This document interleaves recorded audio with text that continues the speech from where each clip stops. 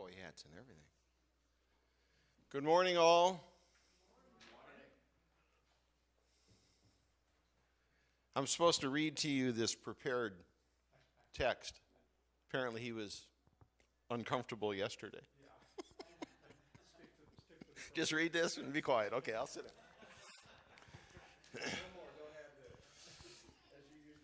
Yeah, really. Which is okay until I get in my sermon. I go, how did I get here? Dennis Millburn has a passion for helping people with money issues. He's about to share some firsthand experiences he's learned on a journey that he and his wife have followed since probably they've been married. Where is she? Oh, there she is. I was looking for Bobby. Okay.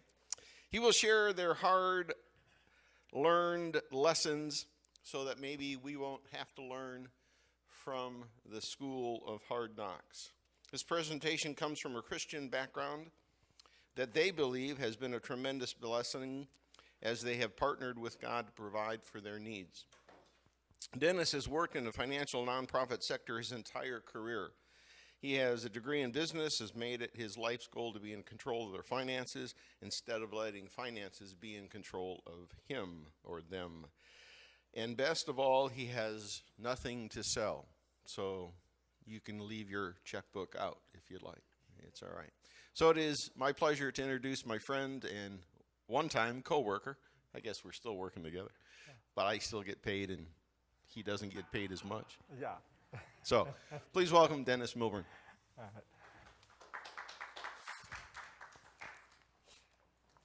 Thank you very much. Certainly good to be here with you and to share a five-part series of personal finance.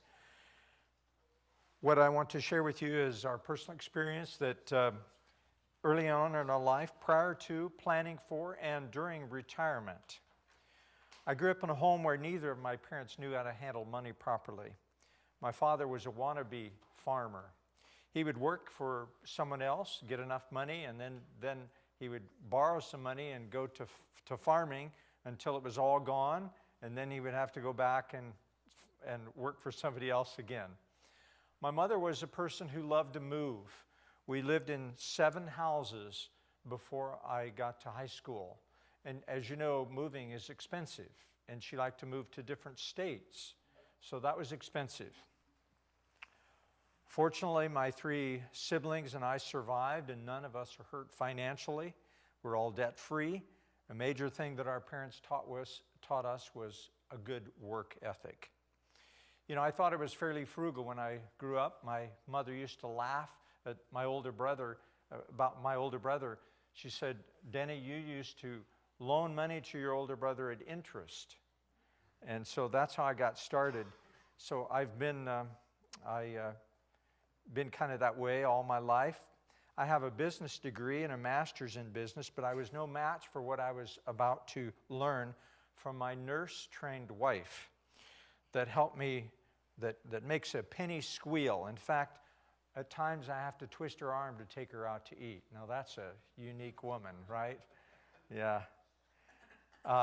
And that certainly helped us tremendously when we decided to live on one income and supplement that with her part-time work to help provide for little things and also while she was taking care of our daughter. Because we've used these principles, I will be sharing we are totally debt-free. We've never paid any interest on our credit card. We have no car payments and haven't for 30 years. Our house is paid off. My interest is not in selling things, but I have a passion to help people stay within their income. Now, I must admit that if you're earning minimum wage, that is going to be a significant challenge to live on one income. I worked with a person in the finance area, and they told me their experience in doing personal finance seminars. So he was talking and sharing, and somebody in the group laughed at something that he said, something that he did. And he said, after that, I am not going to do any more because I just don't want to be laughed at. Well, I thought about that and I said, you know, it's worth the risk. If I can help someone to not make one mistake in their life, to help destroy their finances, it's going to be worth you laughing at me. And hopefully we will laugh together in addition to laughing at me at some of the things that we do. Okay? You ready for that? But I must warn you that what I'm about to share with you may be hazardous to your mind. I've divided the 5-part series into about an hour each in a progressive format. First of all, I call it Getting It All Together. It includes the attitudes about money, getting out of debt, how to keep records, all from a Christian perspective. Secondly, in the second part, the big things, such as buying, maintaining, and selling a home, and then the same concept for a vehicle. Thirdly, next we'll deal with what I call input and output, kind of a computer term, but you have to have input, you have to have income and the output, and hopefully the income is going to be a little more than the output. This is my favorite part. Making It Last is the 4th section. It focuses on savings, planning, on retirement, investments. It's going to be a bit technical, so we'll take a break sometime in there. And then number 5 is Paying Ahead, dealing with estate planning, with gifting, passing on sound judgment, financial knowledge onto your children. I hope we'll have fun sharing together. If I go too quick, please stop me. I went to a seminar one time. He said, now, hold on to your seats. I'm going to be giving it to you like drinking from a fire hose, and I hope not to do that. So you stop me if you don't understand something. If there is a lot of personal questions you have, feel free at the break time to ask some of those personal questions, but usually questions are fairly generic, so feel free to ask anytime or add your comment. I'm here to learn too. I mean, I learn something new every time we have a seminar that I can incorporate into this. I have a handout that is a fill-in-the-blank format with a key information that will summarize my presentation. So Bobby, would you get that? Part number 1. Did everybody get part number 1 if they want to? Now, some people say, well, that's what we used to do in school, in elementary school. I don't want to fill in the blanks. But that's up to you. It's up to you. It's to try to keep you focused on the key points. In my presentation, there'll be aqua words that are in the bottom part, not in the top part, but in the bottom part, usually bolded and aqua, and I'll try to point that out so that you can follow what I'm saying. I've tried to designate these presentations to be practical, utilizing the theory of Christian writers. Please feel free to move forward here. I don't want to have people way back. We just have a small group here. So the difference in what I'm sharing is emphasizing the how-to. I don't want to leave you to say, well, that was interesting or helpful. Whenever I give a sermon, whenever I do something, I want people to come away with some kind of a tool to say, as I did yesterday, a tool to look at and to remember that. So I hope to give you plenty of information that you can take with you and you can utilize. Okay. But I would like to see you start making changes that will enhance your final understanding. Be ready for any emergency, especially for retirement. So any questions at this point? Anybody have any questions? Any comments? So these little tags, I just started this time, and I'd say, the last seminar, I'd say, well, somebody would raise their hand, I'd say, yes, and it's nice to call somebody by their name. So I may not call you by your name, but at least it helps me to know who you are. So little name tags there, and then a little sign your name registration part in the other room. David, we got some stuff over there, and do you have part 1? Okay. All right. Let's ask the Lord to guide us as we begin our process. Let's bow our heads. Father in heaven, I want to thank you for a beautiful day. I know it's a great day to be outside working in the garden, and people have chosen to be here to learn about finances, and hopefully this will be of benefit and help them throughout their life. We're here to learn together, and I pray that you would guide and direct me as I speak. Help me to be clear. Help me to be on target as I share my personal opinions in many cases and experiences. In Christ's name I pray, amen. And that's what I'm going to do, is share my personal experiences. You may not agree with some of the things I say, and that's fine. So please feel free to come forward. You may not agree. First of all, I'm not a certified financial planner, so I don't want to be sued, and you haven't paid anything for this, so you can't hold me legally responsible, but I want to just let you know this is our personal experience, and I like to have people to encourage them to study out for themselves. So if I prick your interest in one area, say, oh, well, I need to do that. You've got a piece of paper you can write down and say, I need to check on that. I have some books in the back that will help to explain about retirement, which is a very key part as well. Don't take the information as absolute. This is my opinion. This based on experience. It's worked for us. It may not work for you, but we'll go from there. So who are we? Dennis and Bobby Platt, Millburn. I lived on one salary, nonprofit organization. You've heard that before. My parents were hourly workers. My wife's parents was salaried and hourly. We both have a master's degree in business and nursing. During the summers, to earn my way through school, I canvassed, raised calves. My folks lived on a farm, as I said. I raised some calves. They took care of, I'd get them started in the summer, and they'd feed them during the wintertime while I was in school. My wife did secretarial nursing, pay her way through academy and college. How did we handle our finances? Well, both of us were fairly frugal, paying as we went. We had to decide jointly how to pay bills and how to make purchases. And, you know, my wife was very efficient. She loved to do bank reconciliations, all that kind of stuff. And I said, well, sweetheart, you're so good at this. Why don't you do that? And she says, no, you're going to do that. So as somebody said in the previous seminar, you kind of know who's the boss in the family. So I did what I was told. So that's my first credit card I got in college. I didn't ask for it. They just gave it to you then. Now you have an application and you got everything. But Exxon card, and I guess I used it because I built up some kind of credit. But we hated debt and we used credit cards sparingly. Always faithful with returning tithes and liberal with offerings. We live simply, frugally, but happily. So what are the results of that? What happened to us? We've kind of gone through our working years and now in retirement. We've retired with 80% of our previous earnings with Social Security and a modest pension through the church. We have a reasonable amount in investments. I went to one seminar. A person was giving a presentation. He says, I have $1 million. Well, I don't think you should share that kind of information because that implies that you haven't made it unless you have $1 million in the bank. Another person said, well, I can't retire until I have $1 million. Well, how much? We want to get into what it's really going to take and what you need there. So a reasonable amount of investment. We've married 40 years. That's a great accomplishment. We've had one child, 3 grandchildren. That's a great accomplishment.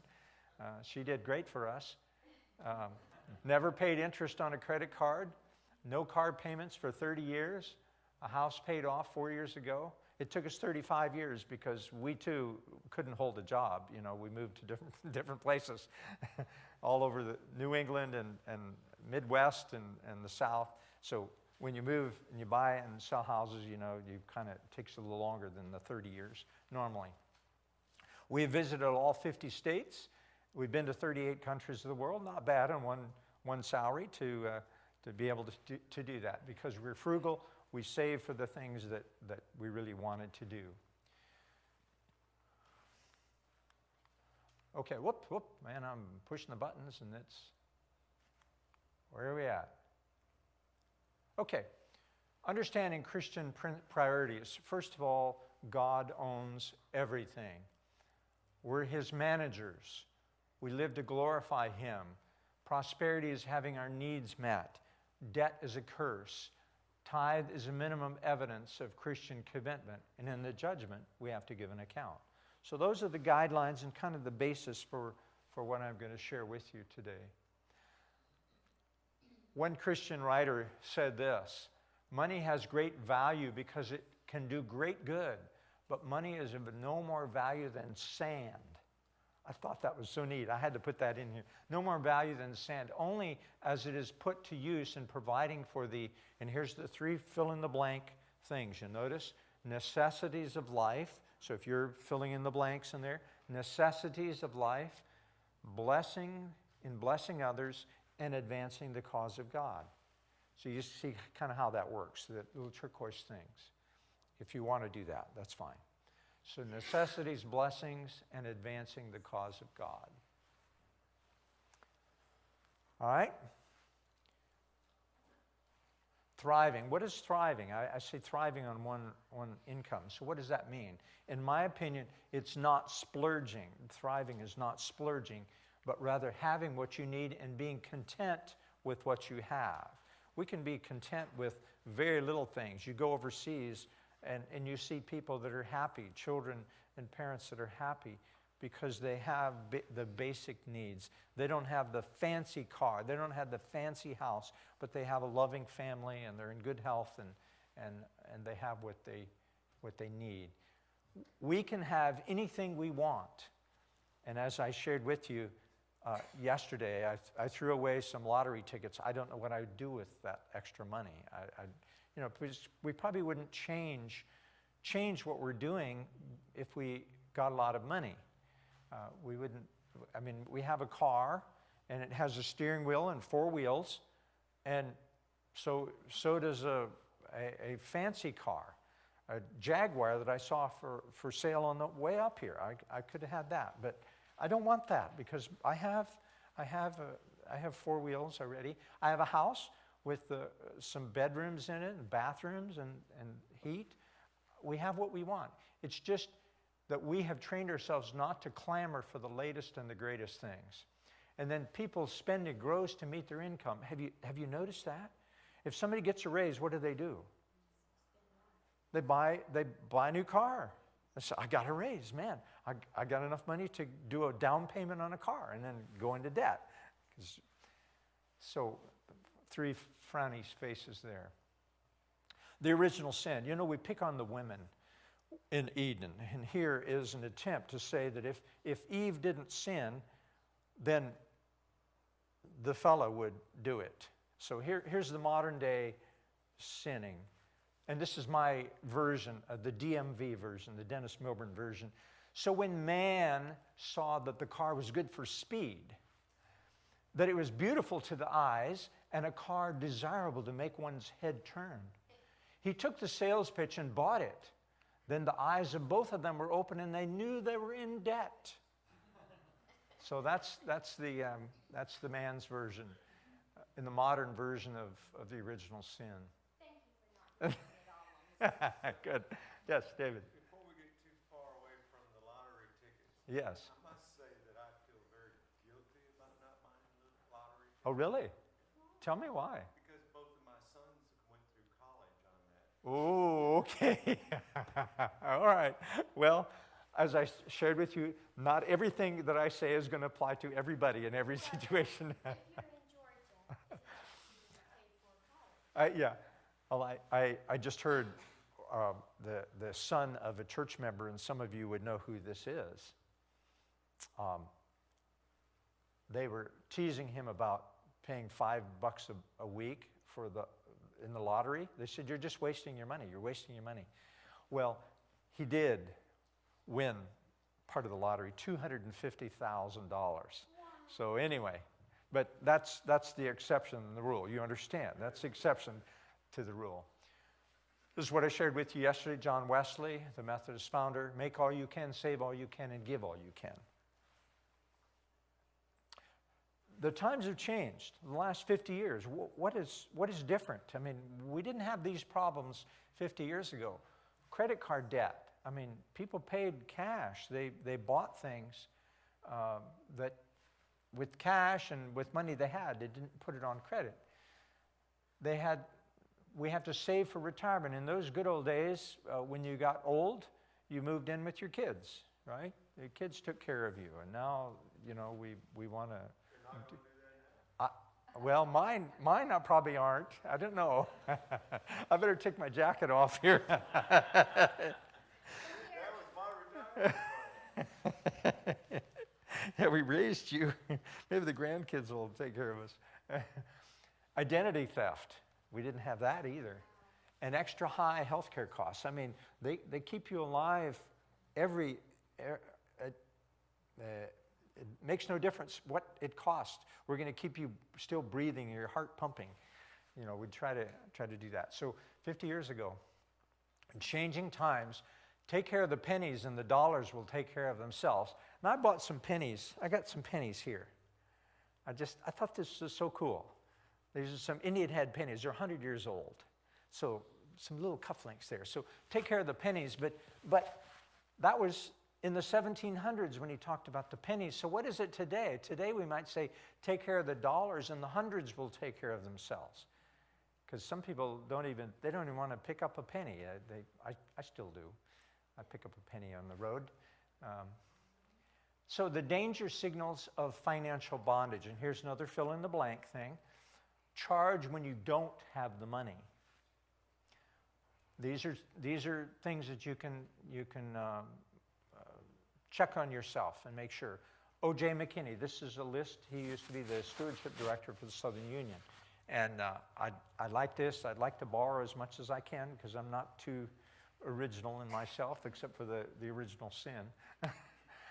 Pay off bills, the danger signals. We pay off bills, put off paying off bills until next month. When we borrow to pay off a fixed expense such as taxes or insurance. When creditors are calling, when you can't put money in savings, when you take savings to pay bills, when you open a new credit card to pay off another one, when it's difficult to return tithe and pay offerings to God, when you and your spouse argue about finances, you know you're in trouble. You know you're headed down a path there. So don't and argue are the key words there, okay? Okay, here's something I got from Experon. So 3.1 credit cards per person. Average balance $6,354 on the credit cards. Someone has said we can give our way out of debt. It's an interesting thought. Donate and give more money, get out of debt. So, our condition today, debt robs of you of the freedom of choice. Financial maturity is giving up today's desires for tomorrow's benefit. So long range, you're thinking long range whenever you're thinking about finances. Tomorrow's is the key word there. Credit. A credit card is what you use today to buy what you can't afford tomorrow where you're still paying for yesterday, right? Wow. So properly managed, though, credit cards can be handy as well as harmless. Mismanaged, they can ruin one's financial future. So they can be harmless if we pay it off. It's a great opportunity. Harmless and ruin. So the credit magnitude. Let's assume one incurred a debt of $2,000 on his or her credit card, which is typical, and routinely sends in only the required minimum payment. Takes 33 years to pay off that $2,000 debt. The interest during that period at 20% will be $7,125.98. In short, you borrow $2,000 and pay back $9,125.98. What a deal for the lender, that is. Finances and marriage, 68% of the people in 1,000 survey participants reported that finances were a source of strife in their home. And 1 in 4 broke up their dating because, broke up with the spouse, got a divorce, broke up their spouse due to financial issues.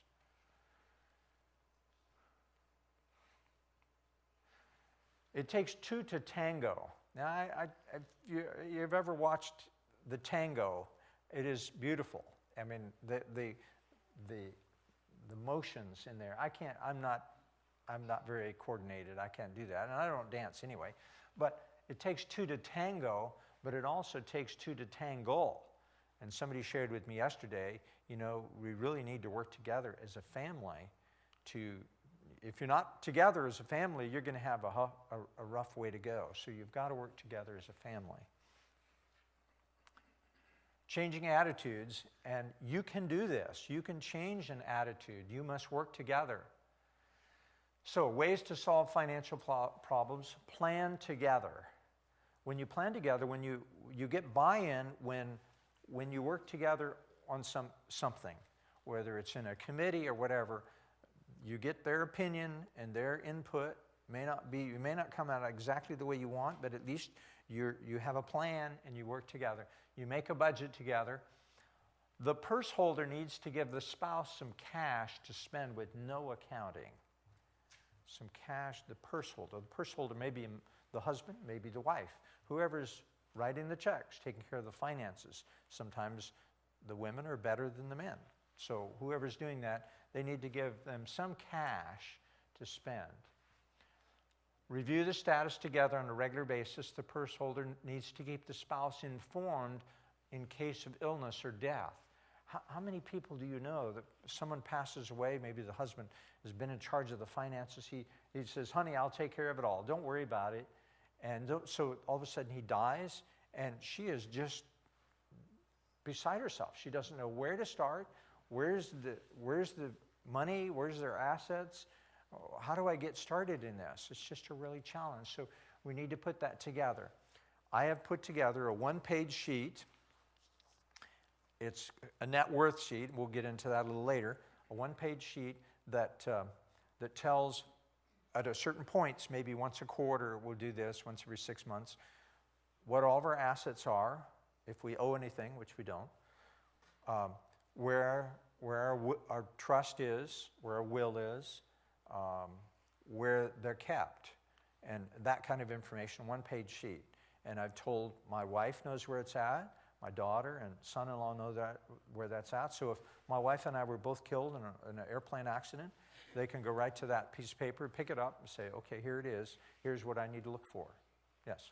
Can you provide us with a sample of this? I will give you a net worth sheet. There's a net worth sheet there, which is really interesting. We'll talk about that in a little bit. But it's really, I think that's a good exercise to do that. Yes, sir? If you use Quicken to track your finances, it'll give you your net worth, and actually it can be up to date daily depending on the downloading capabilities. Great. This man here is technologically up to date. I'm still back in a little bit in the dark ages, but it's worked for me. I've used computers for 40 years, 30 years since they were invented. But certain things I like to have hard copy. But thank you. Yeah, anytime. Feel free to share. And that works for people, and I want you to use whatever works for you. Okay, and most of all, be flexible on both sides and pray together. So, did you know that every home has 2 washing machines? You didn't know that, did you? There's the washing machine that we put our dirty clothes in, but there's the brain washing machine. Because when you listen to it, you've got to buy that new car. You've got to, and I love the one, and we'll see this a little later, but a classic one. Did you know that your mattress doubles in weight in 8 years? You've heard that. You've heard that on the news. It doubles in weight, and it's also worn out in 8 years. But you'll be happy to know that they'll sell you a mattress for only 96 months payments. So you're going to pay for the entire life of your mattress. You're going to be in debt for your mattress, but it doesn't double in weight. I mean, yeah. But anyway, that's what the television tells you. And so puts all these things in your mind, so all those advertisements. So a thirst for more things. Now, I ran across this and I just added this. A luxury once enjoyed becomes a necessity. A luxury once enjoyed becomes a necessity. You know, you've got to have that. You've got an increase in income, so you do something special, and now you've got to continue to do that. Changing attitudes. Get over the idea that getting and staying in control of your burdens has to be a burden. It is actually a relief once you go through the effort of getting there. Do you know who this man is here? Fred Flintstone. I mean, he was the happiest person I could find. Yeah. So anyway, it's a relief. It's a relief to be in control of your finances, but it's a little painful getting there. But when you work toward that goal, it's great. New versus gently used. You do not have to have a new car. Now, what have your parents said? What is the term that your parents have said to you? Buying a used car is buying someone else's what? Problems. Okay? Sticks in your mind, doesn't it? I'm going to buy somebody else's problems if I buy a used car. And changing that attitude, you do not always have to have a car payment. Well, everybody does, so I guess I'll have to have a car payment too. I mean, it's just, I got to have a reasonable car. I've got to have a nice car to impress my friends and my church members, and I've got to have a new car, and I've got to have something reliable. So I need to change every couple of years, I guess, because after a year or two, it's kind of worn out. You do not have to have all new furniture when you buy your first house. Adopting new ideas. The only thing harder than getting a new idea into the mind is getting an old one out. And that's back to that thing about the car. You're buying somebody else's problems. Credit debt. You do not have to have a high interest credit balance just because everybody else does. Be different. 0 is great. I'm debt free. Would you want to be the one on the left side or the one on the right? So my mom had a lot of sayings, but this one I think is good. Things worth waiting for, worth having or worth waiting for. It took me a long time to find my wife, so I'm glad. It's been 40 plus years, for almost 42, so it was worth waiting for. But when we appreciate things we save for, if we're buying something, we appreciate things we save for. We appreciate them better. A simple formula, spend less than you make. I mean, a mathematician, but I mean, that doesn't take an Einstein to figure that out, right? Spend less than you make. Simple math, if your output exceeds your input, then your upkeep will be your downfall. How do you like that? Say that very fast. If your output exceeds your input, then your upkeep will be your downfall. Okay. Are your finances weighing you down? The best time to plant an oak tree is when? 30 years ago. What's the next best time? Today. Today, we can plant an oak tree. We may not see it very big, but it's never too late to plant an oak tree. So Dave Ramsey, I was talking with someone yesterday, and we were talking about Dave Ramsey. And how many of you have been to Dave Ramsey's program, listened to his Dave Ramsey's program? 1, 2 people? 3, 4? Okay. Half of that's my family. Baby step number 1 is have a cash balance. If you're just getting started, have at least $1,000 in beginner emergency fund. That's to fill in the blank. Baby step number 2 is to pay off all your debt but the house. Use a debt snowball. We'll talk about what that is in a little bit. A fully funded emergency fund. After you get your debt paid off, put 3 to 6 months in emergency fund. And then baby step number 4. I know I'm going fast here, and there's a lot to fill in. Baby step number 4 is invest a goal of 15% of your household income into retirement. Step number 5 is start saving for college. That's assuming you have children. Number 6 is pay off your home early. And number 7 is build wealth and give generously. And I hope we would be doing that from step 1 on, giving generously. Okay? Everybody get that? I don't want to move fast because this is a lot in that one spot there. Okay? $1,000 debt, 3 to 6 months, 15%, college home generously. All right? Next. If you miss something here, I have some sheets. You're welcome to look at that later. Dave? What if somebody is at one level, but then some are, are in here, need to go back and do another? You don't have to go in order. I mean, the recommendation is in order. But Yeah, the recommendation is in order. And as you know, life will cause you to go 2 steps forward and 1 step back. So you're going to have things that are going to mess up that. Illness, losing a job, whatever. You do the best you can, and this is your goals to seek for. So 10 steps to make in your 20s. Most of us here aren't in our 20s, so that's basically the same thing there. Won't spend a lot of time on that, but good information for those younger families. Emergency fund. So find out where you are, a net worth. So here is the net worth page. And when I first saw this and I first thought about doing this, I thought, well, is this like King David counting the people in Israel? Is God going to curse us because we're going to count all the people, get a census of the people? And I thought to myself, no. This is to find out where we're at. If we have a goal, those are going to be back there at the break time. You can pick these up.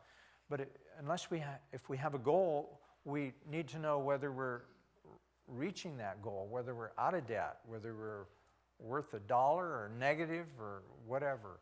So it helps us to know to stay on track and to be making improvements. Analyzing the problem. There's all kinds of budget sheets online. This one's a very complex one. So I put together this here, or I found this online, and you're welcome to have that as well. It just tells you, when you put things down on paper, it helps to analyze that, where you're at. The budget recommendations, I just added this slide recently. I said, well, and this is the one that was most beneficial. I saw some, it said, gave a range of this to this, and I took the right-hand number. I'm a mathematician, so I like math. I took the right-hand number, and it ended up to 140%. And I said, that ain't going to work. So this here is Dave Ramsey's, and he says tithe and offering should be 10 to 15. If all you can do is 10, do 10, and then give more as the Lord blesses. You can give more than 15. That's not a minimum requirement. This is just Dave Ramsey's thought. Food, 5 to 15%. Savings, 10 to 15%. There's his 15%. Housing, 25 to 35%. Somebody was talking yesterday, so they were paying a rent of $800 on a $2,000 income a month. That's going to be really tough. That's about 40%. So then the rest of your budget, so I've taken the lower numbers, and I said, okay, the rest of your budget, your other things, your dry cleaning and your entertainment and whatever, is 50%. And then if you go to the far end, you only got 20% left, so including clothing, transportation, insurance, entertainment, and come up to 100%, okay? Savings, all right? If you're just coming in, there are some fill-in-the-blank sheets out here. You're welcome to get that. And then a little name tag if you can get that, that'd be good. And these slides, I know there's a lot of material I'm going to be sharing. I'm going to make these slides available to you, to your pastor or whoever, and then you can just email him and he can send those to you or give them to you. So it'd be in a PDF format. So the problem, the promise, and the provisions. Proverbs says the rich rule over the poor and the borrower is servant to the lender. But my God shall supply all your needs according to his riches in glory by Christ Jesus. And then Malachi, the promise is that if we bring all the tithe into the storehouse, he will open the windows of heaven in blessing to us. There's freedom through self-denial. Another quote here, deny yourself 1,000 things rather than run into debt. Avoid it as you would the smallpox. Take care of the pennies, and the dollars will take care of themselves. Work them off as fast as possible. When you can stand forth as a free man, owing no man anything, you will have achieved a great victory. How to get out of debt. Okay, here's 4 fill-in-the-blank things. Give ownership of everything to God. Give God his honest portion to his church. Stop all spending not absolutely essential. Stop all new indebtedness immediately. Promise to put all extra income in debt down payment. So what does that mean? Okay, let's say Let's say you get a nice tax refund, get $2,000 tax refund. What are you going to do with that? Are you going to go out and eat? Are you going to down payment on a car, as I said? Are you going to go on vacation? Or if you have debt, are you going to put it on the debt and get that paid off? That is a promise that you need to pay, to put all the extra income and debt pay down. Sell or replace cheaper all depreciating items. We'll talk about what depreciates and what appreciates, causing debt. Closely examine food costs. Cut down to a 15% minimum.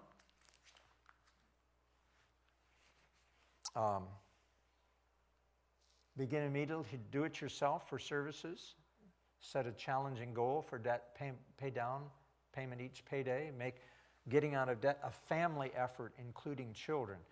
If you've listened to Dave Ramsey on the radio, he has this thing where people call in and say, I finally paid off all my mortgages and my house and everything and debt free. And then he allows them to yell together, we're debt free.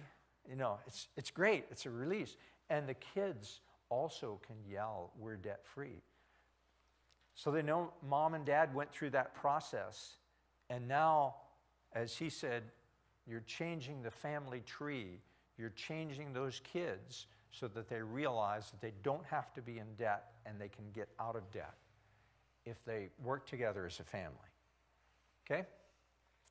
Choose the pay down method. Now, there's two pay down methods that are listed here. One is called the debt avalanche. It seems to make sense, the debt avalanche, to pay off the one that has the greatest, the highest interest payment. I mean, that's logical sense. I mean, financially, that's the better approach, it appears.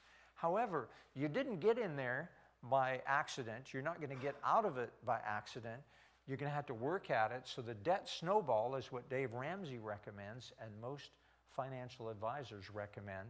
The debt snowball says, take your littlest debt you have. You're going to list those debts. Take your littlest one, and you pay that one off first, making sure you pay your other payments, your minimum payments, the other.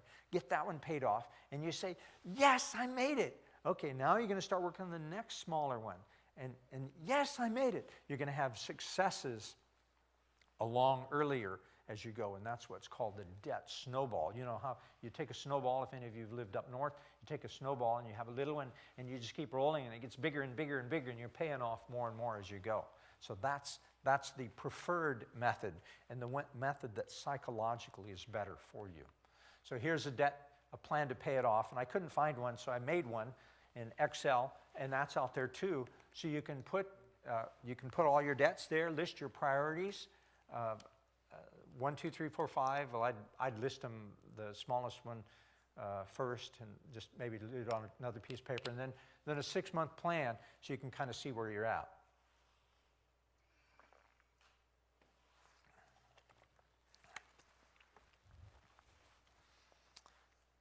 All right, so making decisions. Now, you have to remember 4 things. You set goals and times for accomplishing. If you deviate it, get back on track. It's kind of like our relationship with the Lord.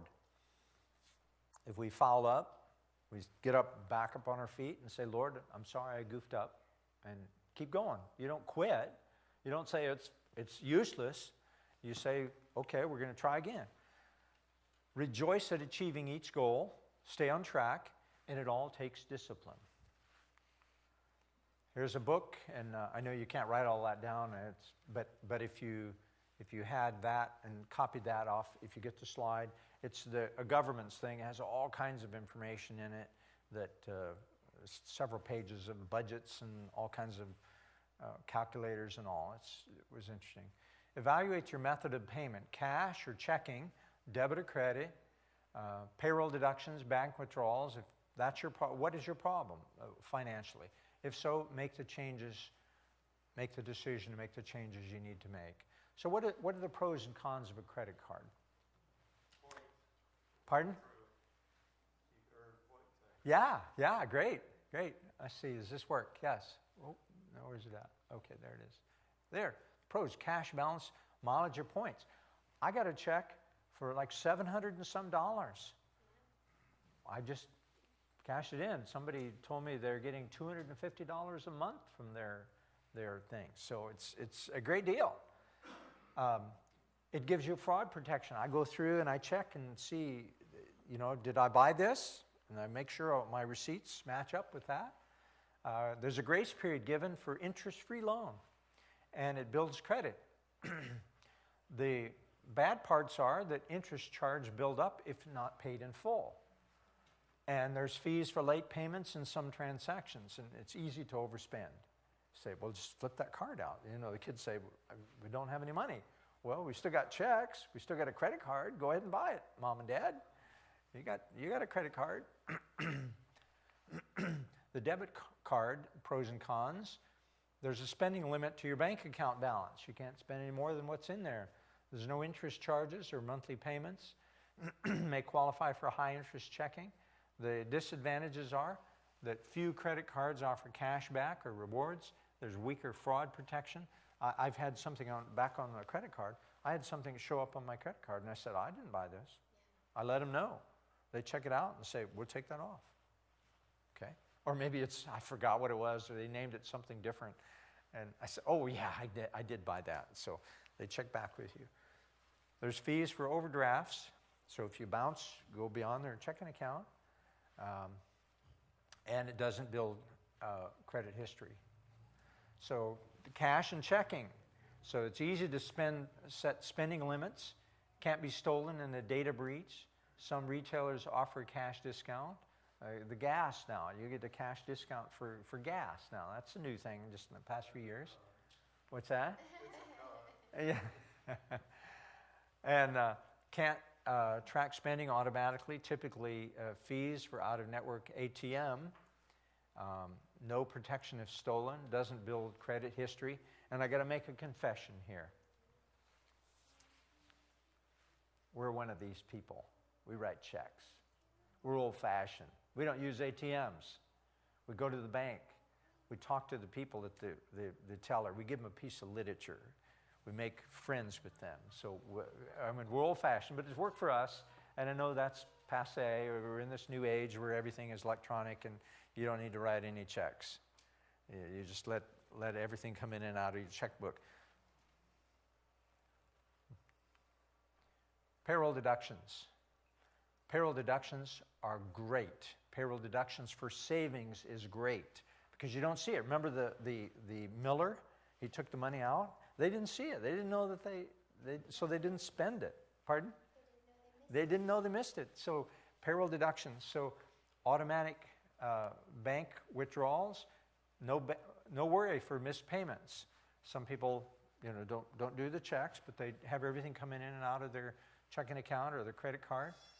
No worry for missed payments. They save time and save stamp and time. They say, well, save a stamp. Okay, well, a stamp's not much, 40 cents.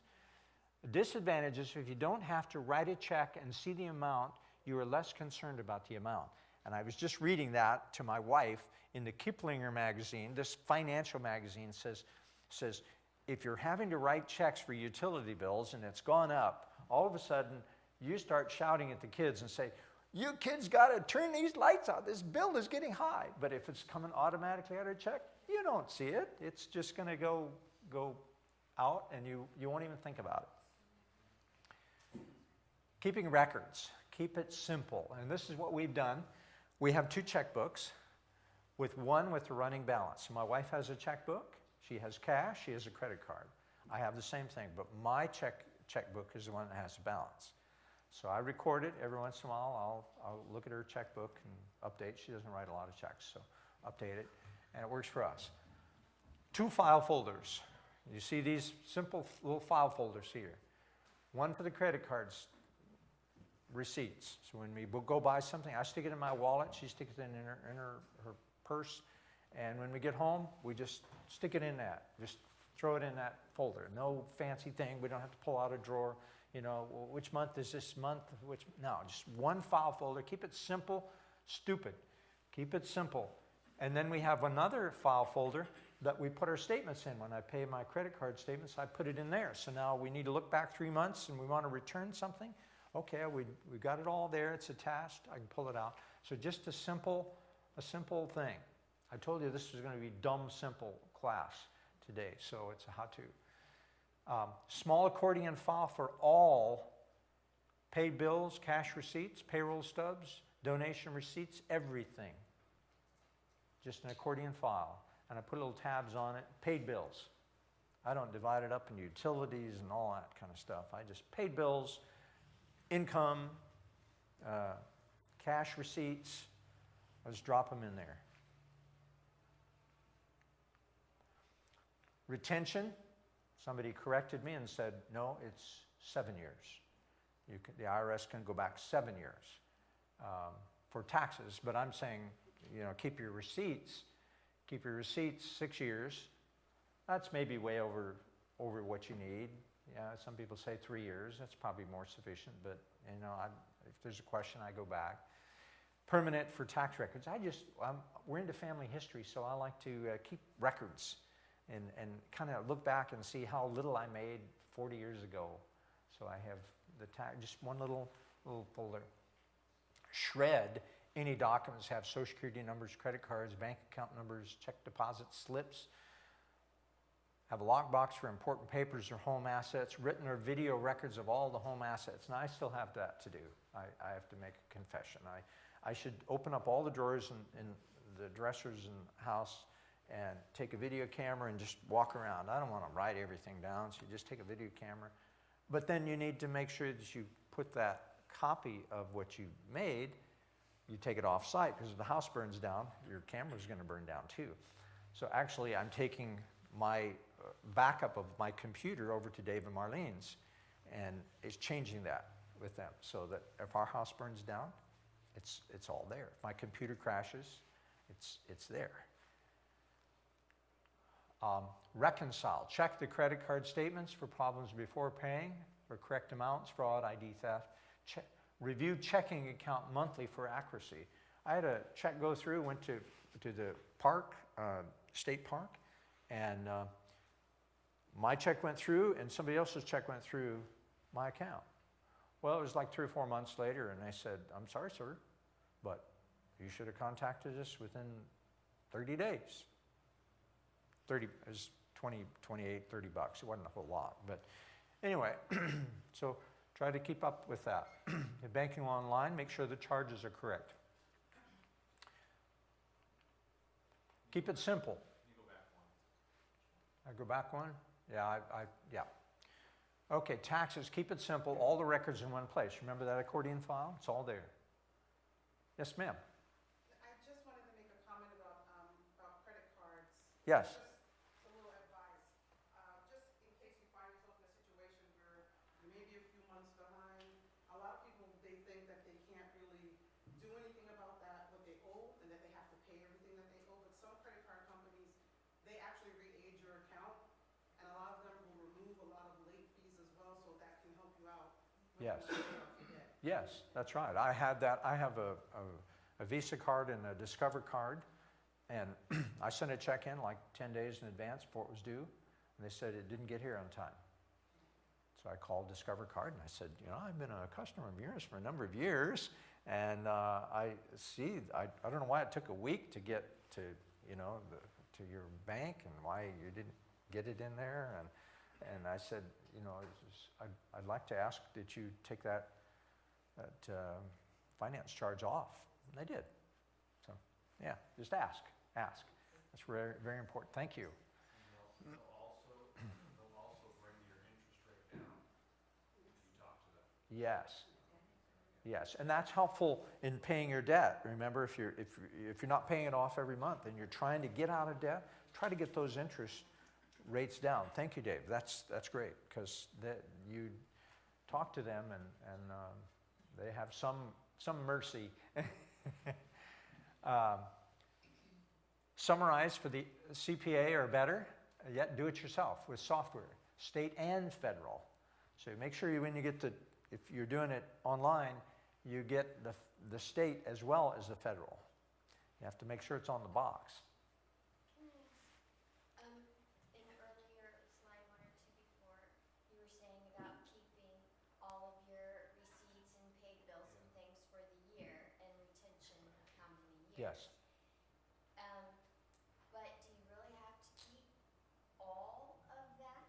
No. Or is it more important that you're keeping what was utilized for the purpose of taxes? I put all the things that relate to taxes in a folder just like this. And it says taxes 2017. So everything is in there that's on my tax form. So it's just in that folder. It doesn't take up much room. But no, you don't need to keep all of those. Like, you know, if you keep If you buy clothes or food, you know, it's just, what I don't want to do is say, okay, do I keep this or don't I keep this? Well, should I throw this away or don't I throw? On my email, I save every email. I just put it in a file. I just dump it in a file. I don't delete any email unless I know it's spam. So I don't want to have to make decisions because I want my life to be simple and not complex. So it's just easier to take everything from here and put it in, and 6 years from now you toss the whole thing. Yeah, that's right. So my accordion file, I just dump it in the trash, as long as it doesn't have any credit card numbers or anything like that. So I just dump it. Okay, now I use that I recycle that accordion file into 2018. Okay, so yeah, thank you. All right, I put everything in a 9 by 12, so the 8.5 by 11 fits in a 9 by 12 folder with a big felt tip marker on it, taxes 2017. And then plan your W-4 exemptions to give you a refund. Okay. Now, some people say, well, don't let the government use your money. Well, I just don't want to pay them money. So all of a sudden I have to cough up some cash out of my checking account. I want to get a little bit of money back. Maybe not a huge amount. If it's $5,000, $6,000, that's something. But yeah, I want to get 1,000 or 2 or something like that. So just an idea. You have estimated taxes if you're self-employed. If you don't pay them on time. Oh yes, that's a whole nother ball game, and I'm not getting into that. But yeah, that's very important to keep track of that. Avoid identity theft. Having a password for internet login written down, make those passwords long enough, 8+ characters, best to use phrases. Shred documents, we've already talked about that. Freeze your credit. 3 credit agencies that need your request. Keep the info to unfreeze. You can unfreeze for a day or days with a verbal PIN code. Now, that was kind of a new concept. I thought, well, once you froze it, you've got to pay something. You've got to pay them $15 to have them. I haven't paid anything. I froze all 3 of my. We don't get any loans, so therefore we don't need any. We can have money in savings we can pull out if we have an emergency. If we need to buy a car, we just pull out of savings. So we don't need that. Now, I changed my gas provider in Atlanta. I don't know if you have this, but you can go on and get a quote, get a lock-in contract for 1 year or 2 years or 6 months or whatever, and you can lock that amount in. Well, they had to check my credit. And I said, well, I've got my credit frozen. I said, no problem. Just call up this one credit agency and tell them that you want to unfreeze it for 2 days or whatever. And call me. I'll call you on Friday and we'll check it. So I did that. I said, well, freeze it, unfreeze it on Friday and release it back on Monday. So he called me on Friday and he says, okay, I'm checking your credit. Yep, okay, it's good. I said, okay. All I had to do is make sure I had my code, my PIN, so I could unfreeze it for that certain number of days.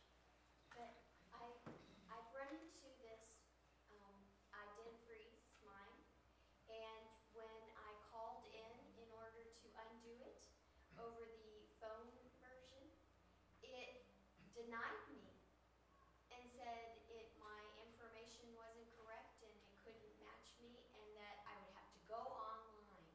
And that was the whole point of using the telephone is human Yes. interaction and not giving it all away online. Yes, yeah, I don't know. It was just one agency that I used, Yeah. Experion, the one that I was having problems. Yeah, I'm sorry, Yeah, no, there is something that they've made difficult about it. yeah, okay. Question or comment in the back? There is a cost to freeze or and unfreeze? There's what? No. No, to freeze it didn't cost me anything. They say that it may cost a fee to unfreeze it, kind of permanent unfreeze, but this was a temporary, they call it a temporary thaw. A temporary thaw. So it's just a day or two or whatever. But I wasn't buying anything. I was just going to a gas company and they wanted to check my credit. I said, well, a Discover card gives me the credit, my credit score in there. I'll give you a copy of that. No, we need to check your credit agency. A couple of things that I found out in the not too far off past was you got to be careful with credit, like opening up a line of credit to buy a set of tires, for instance. That doesn't just automatically close when you've got those tires. And when Vicki and I got married, we went to change our insurance, car insurance. And they says, well, we've got a problem here. Your insurance rates are going up because of this. And I'm like, what? It's got to be Vicki. It can't be me. Yeah.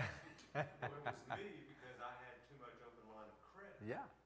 They up your insurance rates. Oh, isn't that something? That's And interesting. credit Didn't know that. cards will, if you don't watch out, they will up your You're allowed to. your allowed spending. Uh-huh. Because Okay. I always tell them up front. I want this to cap out. Yeah. I want you to spend more.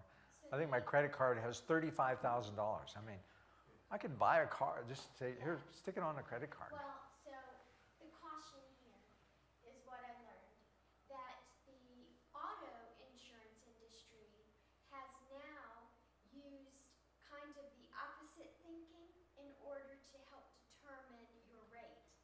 So we always thought it was good to build credit history to show that you could pay off and you could get these larger amounts and you could have open credit in order to, buy something on time without any extra fee. And the auto insurance industry has decided that they will look at it as, oh, you have too much open credit, therefore you're at a higher risk, so Yes. your insurance is going to cost more. So we're sitting there in front of the people, they're explaining this, and we're sitting there in front of the people going, well, that's ridiculous because insurance is paid as a monthly or quarterly or yearly fee, and all you have to do is cancel me if I can't pay my insurance on my car. So how on earth can you tell me that because we have too much open credit, Yeah. we should pay Because you might borrow it all at one time. You might have a problem and borrow a lot of money. if I run out of the country Yeah. with all my credit and I didn't pay for Most my of them go car. out as months. Yeah. Yeah. But this is something that they now do, Yeah. and people don't understand about it. That's right. And as a result, you might be paying more insurance for your car than you need to because you have open lines of credit with Yes. big Wow. R's. Okay, get Linda. Linda, yes. Okay, so here's my question, because they advise against closing the credit accounts. And so when you keep it open for a very long time and you are not using it after a certain time, how does that affect you? I really can't answer that. Dave? Very little? Yeah, maybe if I Yeah. could talk to that. Yeah. If you go to Credit Karma, I don't know if you've heard of that, it's a place where it does free, gives you a credit score and all that. It gives you about how much that type of activity will impact your credit. Very minimal. I mean, like it's impact like 1 month, Yeah, maybe a little drop, yeah. but then it should pop right back up. So Well, you're being good control, I know it is. David had one that just canceled him because he hasn't used it in so long. Right. So they wrote and said, because you're not using it, we're going to close the account. Yep. So he said, okay. And you can get your credit score even though you have your credit frozen. I thought, well, if you had your credit frozen, you can't get your credit score. So I tried to go online to do it because I found it in the Kiplinger magazine that I could do that. I tried to go online. What's it called? Annualcreditreport.com. Annualcreditreport.com. I went on there and I put all my information in. It was all correct. And they said, I'm sorry, sir, but you cannot do this online. You have to do it You have to mail it in. So I said, okay, here's the form printed off for me and for my wife, and put all the information there. And yeah, some old credit cards we had a long time ago. Yes? Just a point of clarification on the car insurance and the credit rate. They typically do it on credit score, and because they found that the demographics are that if you have a lower credit score, you are more likely to be involved in accidents. And that's how they judge that. That would make sense. There you go. People with higher credit scores typically are not involved in as many accidents if you get a lower rate. That's discrimination, huh? Well, in our case, that wasn't true, because we had perfectly fine score, but they said you had too much open lines of credit.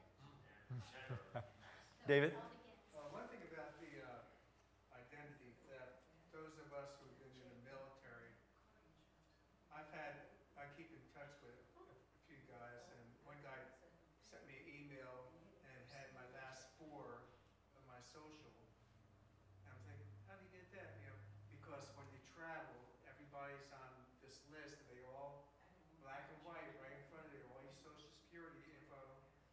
Thank God no one's, done anything with it, sold or anything, but I don't know if the military's changed that or not. But, well, I got all my paperwork at the house, and all the socials are right there. Yeah, yeah. The Social Security Administration informed us that sometime this year, early in the spring, summer, they're going to give us new credit cards, new Social Security cards, Medicare cards, right? And it's not going to have our Social Security number on it, have some odd number. So that's Well, I think good that to know. even driver's licenses. Yeah. When I first went in the military, of course, they gave me a number. Whenever I received my discharge, they had changed our serial numbers to Social Security numbers. My discharge had a Ooh. Social Security number on it. Oh no. Yeah. Oh my. So if Okay. someone asked for my discharge papers, got my Social Security number. That's crazy. Yeah. But they didn't have it identified back then, too. All right, we're going to go ahead and move on here. We're almost finished with the first section. Okay, here are the three. Somebody asked me, what are the three agencies? And if you go on there and say, what are the Google three agencies, these will come up. Experian, TransUnion, Equifax. Okay? And they don't all agree with each other. No, they got all different things, so, okay? And, whoops, here's what I like. Being happy doesn't mean you have it all. It means being thankful to the Lord for all you have. And we just love to have the grandkids crawl in bed with us. I mean, they sleep on pallets in our bedroom, and a little girl is asking, when can I come in and sleep, get out of my crib and come sleep there? But that's great. I just love that picture. It's not very good quality, but it's great. All right, we're going to take a break, just a few minute break to get a drink, whatever, and then I want you to come back. It's 12 minutes after. My watch says 12 minutes after. Let's come back in about 8 minutes. And I'd like you to do a fruit basket upset. I'd like for you to move forward here so you're not so far away, so I can see the whites of your eyes. So 20 minutes till, we'll come back. And we'll talk about cars and houses, the fun stuff.